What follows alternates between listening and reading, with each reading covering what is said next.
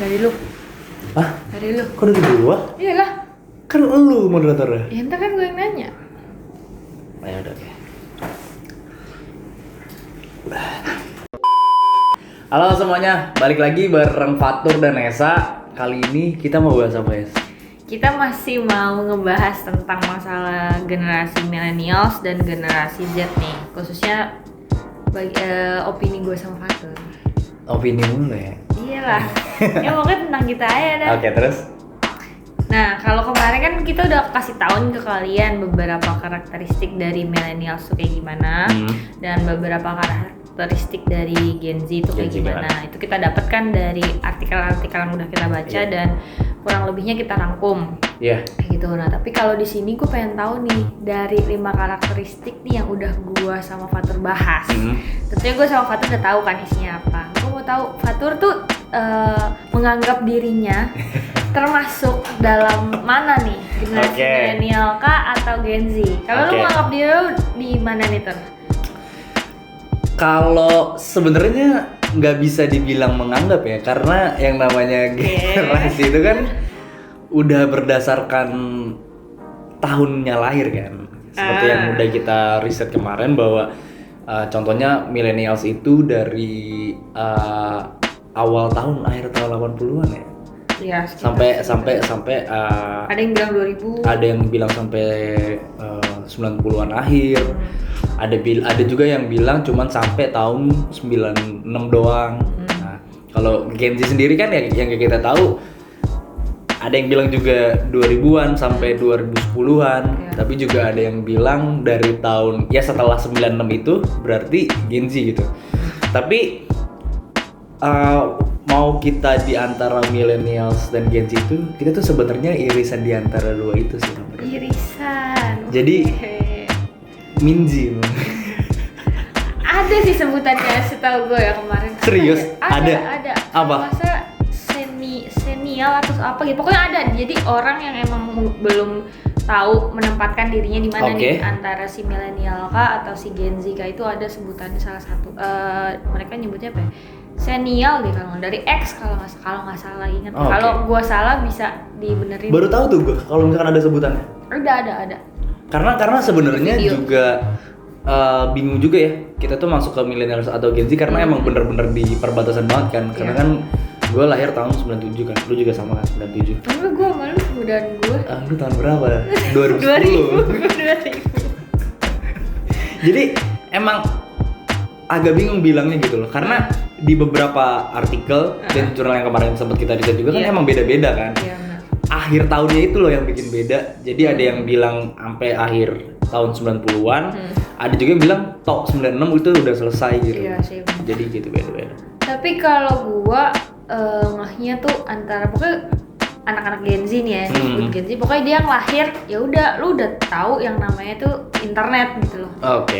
Nah, bukan nggak tahu sih, maksudnya lebih langsung yang lo ketahuin tuh mainan lewat internet atau hiburan melalui internet. Beda kayak misalnya tahun-tahun kita, lo masih ngerasa nggak sih kayak lo waktu sekolah masih main yang namanya congklak lah, kelereng lah, segala pokoknya masih main tradisional lah, main di luar ya.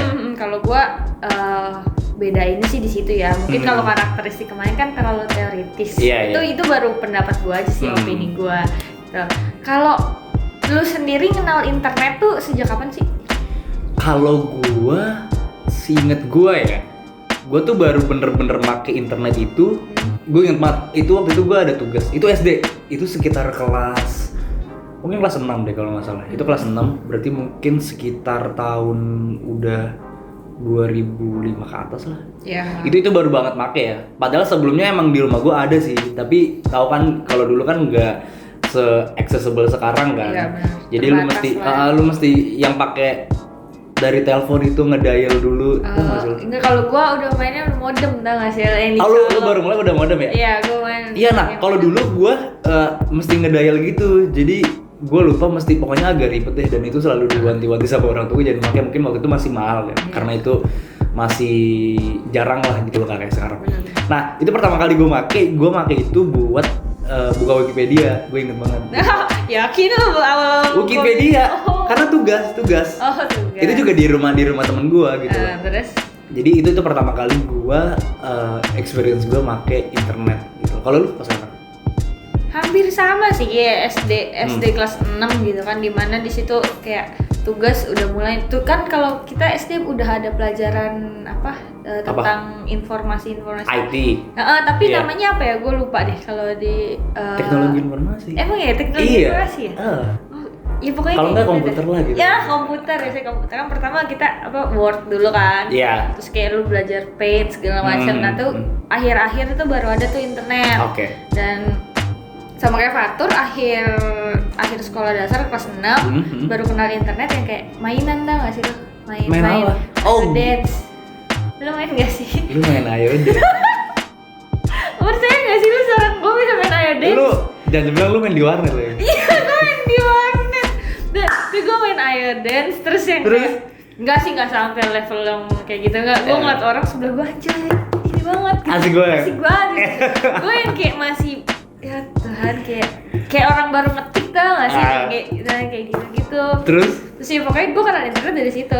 Jadi lu pertama kali awal tuh main selain tugas kan sebelum punya di rumah kan kayak ke warnet dulu kan, nah terus kan abis ngerjain tugas kok kayak orang tuh main apa gitu kan, kok kayak seru banget gitu. Ya udah ini gue coba lo tuh, gue main Ayo Dance. Dari situ dari Ayo Dance baru ada yang namanya Friendster kan. Lu main Friendster? Gue main Friendster. Oke, terus? Udah lu tau foto profil gue ada nggak? Foto profil gue masih kecil banget aja dulu. Ada nggak foto, masih ada nggak? Nggak ada. Nggak usah diliatin. Nanti kalau ada bisa kita nggak ada, udah nggak ada. Guna juga sih. Oke, terus dari Friendster baru abis itu ke Facebook. Kan Facebook baru Twitter terus Pet ya kalau nggak salah. Twitter Pet hilang, baru masuk Instagram segala macam kan. Tapi ya gue kan orangnya ikut-ikutan aja sebenarnya, cuman punya FM, gue sempat punya Aks FM juga ada, tapi nggak yang di kayak Twitter gue nulis segala macam kayak curhat di Twitter atau gue mempergunakan media-media itu dengan baik gitu. Gue nggak cuman ya gue punya terus kalau orang nanya gitu, lu punya gini, punya lo dong, punya gue gitu. Jadi kayak gue pengen yang kayak lo ngomong gue nggak bego-bego banget gitu. Gue tahu lo, gue juga punya walaupun gue bukan pengguna yang nggunain itu media banget gitu. Kalau gue sih dari situ gitu. Lo media sosial yang pertama kali lo punya apa? Pertama kali tuh Facebook sih. Itu karena teman-teman gue dulu pada main Friendster sih. Jadi pas kelas 6 itu tuh pada main Friendster. Cuman karena di rumah gue waktu itu nggak se-accessible itu, karena masih ribet lah buat ngonek-ngonek ini kan belum waktu itu pas saat itu modem belum marak tuh, belum ada. Nah teman-teman gue udah main Friendster, cerita deh kan. Nah cuman gue nggak punya karena gue di rumah nggak bisa main karena HP pun nggak bisa kan zaman dulu. Karena lu mau masuk internet juga mesti akses GPRS, ribet lah. Nah pertama kali gue punya Facebook itu inget banget, berarti gue masuk kelas 1 SMP tuh punya Facebook. Terus ya udah ngeliat teman-teman ya. Terus udah Facebook dong, itu Facebook. Habis itu Twitter gue sempat punya, cuman nggak begitu edik sih gue kalau Twitter. Aks FM lu nggak punya? Nggak punya. Jadi gue nanya-nanya orang aja kalau di HP kan yang anonim gitu. Tapi kalau sedih gue bilang gitu. Kenapa? Aks FM kan kayak orang mau nanya ke orang lain gitu kan.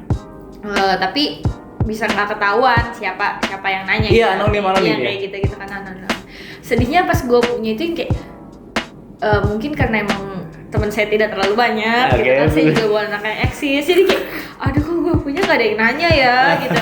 Akhirnya gue menanya diri gue sendiri, tau nggak sih, jadi biar gue mikir biar kelihatan nih FM gue hidup gitu. Jadi gue nanya ke diri gue sendiri, nggak salah dong, nggak salah, cuman itu aneh.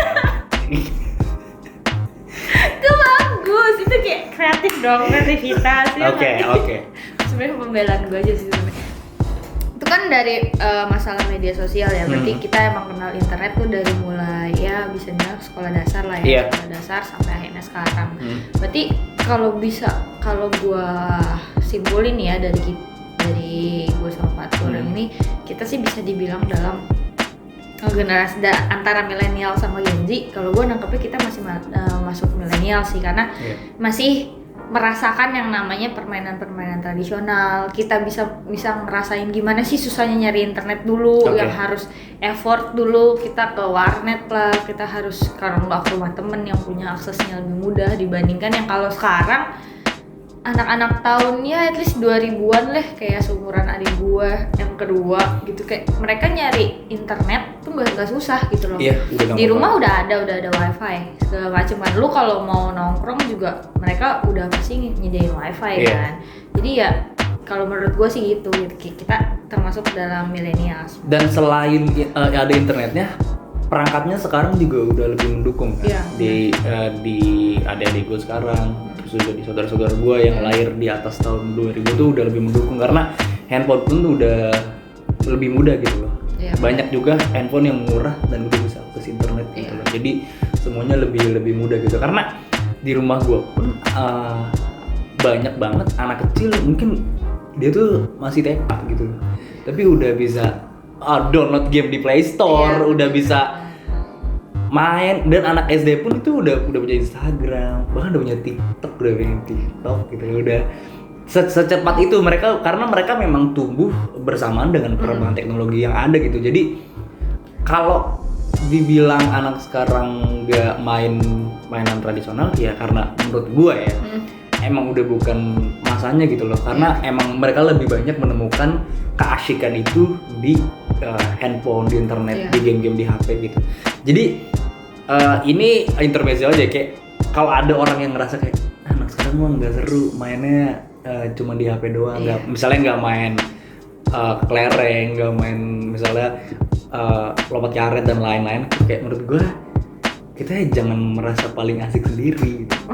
Kenapa tuh? Karena menurut gue memang di zamannya udah berbeda gitu loh. Karena kalau misalkan kita waktu itu main kayak gitu, karena ya emang belum ada internet kayak sekarang dan bisa mengakses semua game yang ada di HP gitu. Mungkin kalau kita lahir di tahun sekarang berbarengan dengan mereka yang sering main game di HP, pasti itu juga pasti bakal lebih senang main itu gitu. Jadi sebenarnya intinya jangan ngerasa paling asik aja sih. Merasa paling asik. Pesan pertama yang disampaikan oleh seorang pacar, jangan merasa paling asik. Iya. Boleh. Kalau itu kan masuknya internet ya, maksudnya bukan masuknya internet, pertama kali lu kenal internet, terus beberapa kegiatan atau permainan lah ya kalau kita masih anak-anak waktu dulu yang berbeda antara anak-anak zaman sekarang atau Gen Z sama kita dulu. Tapi ada nggak sih perbedaan selain permainan atau ya bisa dibilang bukan kegiatan, aktivitas mungkin ya, aktivitas antara Gen Z sama millennials nih yang menurut lu ini berbeda banget gitu. Betul. Ada nggak menurut lo? Mungkin lebih ke bagaimana mereka berinteraksi aja sih. Jadi kalau misalkan kita dulu waktu-waktu terutama misalnya waktu SD, apalagi pas baru masuk SMP kan itu baru banget awal-awal Facebook. Kalau sekarang kan semuanya udah ada gitu loh, Facebook udah ada, Twitter udah ada, Instagram udah ada, dan lain-lain ada. Jadi lebih ke cara mereka berinteraksi aja sih. Jadi kalau misalkan kita waktu itu, kita nggak bakal bisa ketemu temen atau keluarga siapapun itu, kalau misalkan kita nggak ketemu langsung gitu loh. Jadi kita sangat menghargai banget kalau misalkan kita ketemu waktu itu gitu. Jadi di saat ketemu ya bener-bener saat itu doang bisa ketemunya, karena nggak bisa dijangkau lagi gitu. Sementara kalau misalkan perbedaannya lagi, mereka tuh apalagi lagi pandemi kayak gini kan, sekolah online, kuliah juga online.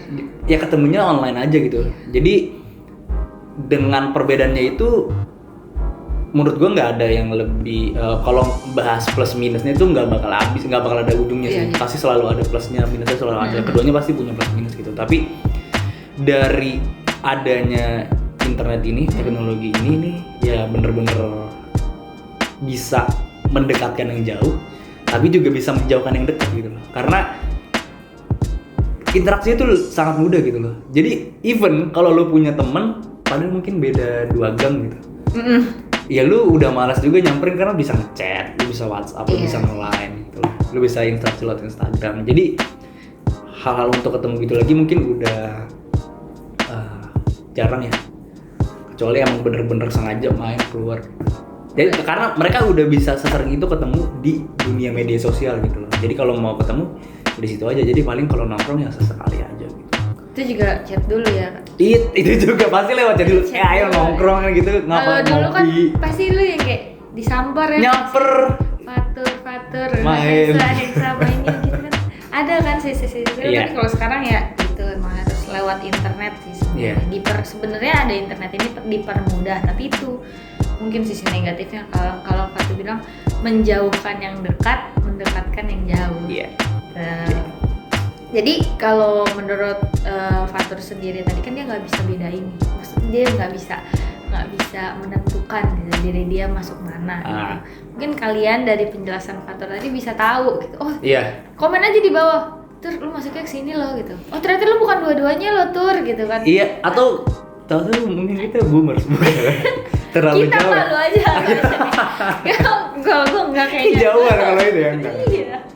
Tuh bisa juga yang apa sebelum boomers silent generation. Silent generation mungkin Fatur. Atau kalian juga setelah nonton di 2 video kita yang terakhir, kalian bisa nonton dulu tuh ada 5 karakteristik millennials yang pertama, dan kedua adalah 5 karakteristik dari generation Z. Nah kalian bisa nonton tuh, dari situ kalian bisa tahu kalian tuh masuknya ke millennials kah atau generation Z kah. Dan kalian bisa lihat tuh dari karakteristik itu tuh kalian merasa kayak gitu. Iya, kalian merasa gitu apa enggak? Sebenarnya itu kan tadi perbedaan-perbedaannya. Pasti kan di antara perbedaan-perbedaan itu ibaratnya bukan sisi negatif. Ya mungkin bisa bilang sisi negatif itu karena beda gitu kan. Beda itu sebenarnya nggak harus dia bernilai negatif sih, bisa pokoknya juga positif aja. Pokoknya beda aja. Mungkin ada nggak kesamaannya Tur? Ya contoh gampangnya kayak lu sama adek lu kan bisa dibilang generasi yang beda tuh antara satu sama yang lain tuh. Menurut lu kayak gimana tuh kesamaannya atau hubungannya, bisa ada hubungannya atau enggak, atau gimana menurut lu?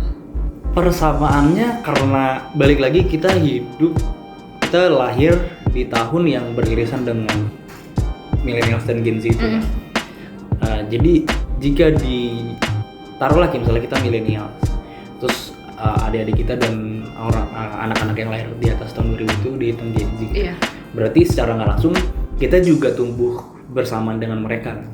Jadi menurut gua persamaan yang kita dapat adalah relasinya ya. Kita tumbuh bersamaan juga dengan perkembangan teknologi yang ada gitu loh. Jadi persamaannya yaitu jadi kita sama-sama menjadi anak-anak dan anak-anak muda yang sangat bisa dibilang sangat lekat banget sama teknologi gitu loh, sama internet. Jadi bisa dibilang ya tech savvy gitu loh. Jadi mudah banget beradaptasi dengan teknologi, perangkat-perangkat baru. Kita juga lebih mudah memahami sesuatu gitu loh tentang teknologi gitu loh. Jadi ya itu karena kita memang tumbuhnya juga secara nggak langsung juga memang bersamaan gitu loh. Walaupun mungkin kita lebih nggak sebersamaan dengan si generation Z ini, tapi di tahun-tahun itu ya kita juga ikutan berkembang gitu loh. Jadi kita masih dekat banget gitu loh. Nggak kayak misalnya beberapa orang tua kita pasti kan kadang masih suka bingung kan gimana caranya adaptasi, misalnya cara buat foto gini gimana sih, terus misalnya mau nyari settingan ini gimana sih. Bener-bener. Sementara karena kita memang masih dekat banget nih sama perkembangan teknologi yang ada yang masif dan cepat ini, ya kita juga masih mudah gitu loh untuk beradaptasinya karena emang kita dekat gitu. Kalau menurut lu gimana? Masih ada persamaan nggak? Sebenarnya persamaannya tuh ada. Tadi ya bener kata Fatur. Karena emang kita bukan generasi yang jauh gitu, kita masih berdekatan. Bedanya yang tadi karena kayak generasi yang 90-an mungkin ya 95 sampai 99 lah mungkin ya. Itu masih merasakan yang namanya hal-hal tradisionalnya lah, masa-masa tradisionalnya tuh mereka masih ngerasain sampai akhirnya ya nemu yang namanya kepraktisan yang ada sekarang karena ada internet dan lain sebagainya. Mungkin kan perbedaannya di situ aja sih sebenarnya. Yang sama-sama bisa saling malah mereka tuh bisa saling melengkapi sih kalau menurut gue. Jadi generasi-generasi yang lahir yang kita sebut dengan Gen Z ini sendiri kan dia lahir udah langsung kenal internet dong. Dia langsung bisa dibilang dari kecil lah.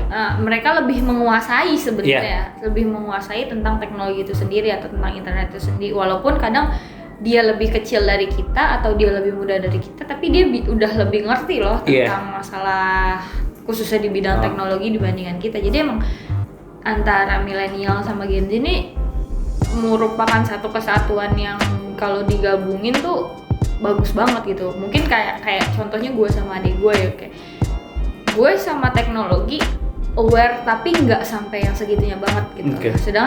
Sedangkan adik gue yang bisa dibilang sama teknologi ya lumayan gitu, dan dia juga termasuk orang yang kreatif. Jadi kalau gue masih yang gue orangnya nggak kreatif gitu, kayak apa kalau masalah ke kreatif gitu kayak gue nanya ke dia segala macam. Jadi bisa saling berhubungan, saling ngebantu, saling melengkapi satu sama lain kalau menurut gue sih gitu. Jadi emang sebenarnya sih semua itu tergantung gimana kita ngelihatnya ya. Jangan jadikan perbedaan yang ada tuh kayak sebuah jarak di antara kita ya nggak sih? Kayak lu menganggap gue kan Gen Z lebih dari lu gitu, gue lebih ngerti segala macam, gue lebih ngerti tentang teknologi, gue lebih pintar, dan jangan sampai ada sih di pikiran individu kita masing-masing gitu, karena yang ada lu nanti nggak akan berkembang gitu. Karena sebenarnya juga menurut gue pribadi, ini opini ya, disclaimer ya, ini opini pribadi, bahwa setiap generasi mungkin nggak ada yang lebih baik secara karakteristik. Secara karakteristik ya, bukan secara kontribusi gitu. Kalau kontribusi itu lain hal, dan gue juga nggak mau masuk karena gue belum riset juga sampai ke dalam hal itu. Kayak misalnya baby boomers tuh kontribusinya gimana ke dunia ini, terus juga milenial sudah sampai mana, dan gue nggak mau ke situ. Jadi secara karakteristik menurut gue nggak ada yang lebih baik gitu.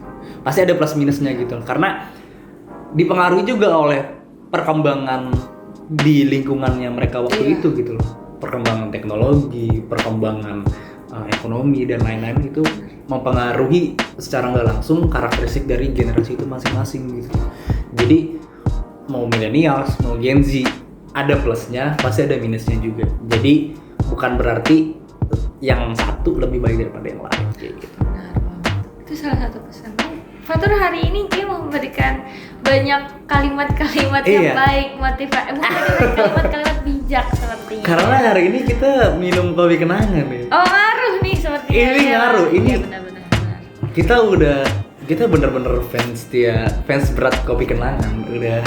Di video kita untuk di YouTube kayak belum pernah terlewatkan. Iya, bahkan kita lagi setiap hari ngedit konten juga tetap minum kopi kenangan, walaupun nggak on frame tapi tetap selalu ada. Tetap masuk untuk mendapatkan sponsor. Iya, ini kita harus tag nih kopi kenangan, kayak nggak sadar ya. Kurang.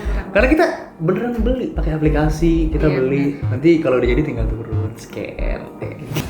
Oke, mungkin di video kali ini pembahasan gue sama Fatur tentang millennials dan Gen Z segitu dulu.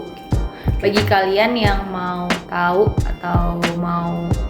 atau punya pendapat sendiri nih tentang si millennial sama Gen Z itu tuh kayak gimana, dan kalian masuk ke dalam generasi mana, bisa langsung komen di bawah. Dan nanti bisa juga langsung chat atau DM kita di Instagram di @advisakoid. Kalian bisa cek di sana, karena pesan yang coba kita sampaikan itu gak semata-mata hanya cuma ada di YouTube, tapi biar kalian tahu lengkapnya pesan apa aja sih yang mau kita sampaikan, itu banyak di platform lain. Jadi ada di Instagram, di LinkedIn juga ada, terus di Facebook ada, dan salah satunya ini di YouTube. Kalau bosan ngeliat muka kita mulu, mau denger suaranya aja. Oh iya, mungkin kalau yang mau denger suara doang kayak capek nih gue ngeliat Fatur sama saya bosan banget. Ada podcast juga, kita juga bikin podcast namanya Advisa Talks, kalian bisa dengerin di Spotify. Dan buat episode ini kita juga bakal masukin ini di Advisa Talks. Oke, sama. Jadi nanti audionya kita bakal taruh juga di Spotify, jadi kalian nanti bisa dengerin. Kalau untuk podcast kalian bisa dengerin setiap hari Kamis. Nah kalau misalkan untuk YouTube-nya kita itu seminggu sekali pakai satu. Jadi untuk podcast seminggu sekali, YouTube juga seminggu sekali gitu. Jadi kalian bisa tungguin terus konten-konten dari kita, jangan sampai ketinggalan. Dan kalau kalian punya masukan, punya sesuatu yang kira-kira penting nih untuk dibahas, terutama untuk milenial dan Gen Z dari segi bisnis dan karir, kalian bisa langsung komen aja di mana aja, kita pasti lihat.